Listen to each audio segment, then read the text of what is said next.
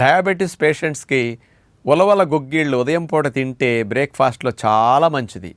100 గ్రాముల ఉలవల్లో 57 గ్రాముల కార్బ్స్ ఉంటాయి, 23 గ్రాముల ప్రోటీన్ ఉంటుంది. మరి కార్బ్స్ ఎక్కువ ఉన్నాయా కదా అనుకోవచ్చు మీరు.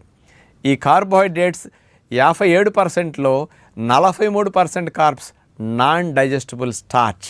కాబట్టి ఇది గ్లూకోజ్గా అబ్జార్బ్ అయ్యి మీ రక్తంలో షుగర్ పెంచడానికి కారణం కాదు. హై ప్రోటీన్ ఉంది, లో కార్బ్ అయిపోతుంది ఉలవలు.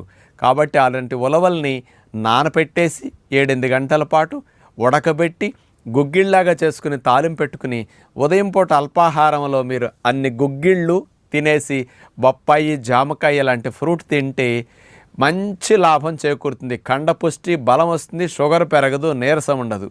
అందుకని బెస్ట్ డయాబెటిక్ బ్రేక్ఫాస్ట్ అని చెప్పొచ్చు. ఈ ఉలవల గుగ్గిళ్ళని డిన్నర్లో కూడా ఎవరైనా తినాలంటే తిని ఫ్రూట్స్ తిని ఉండొచ్చు.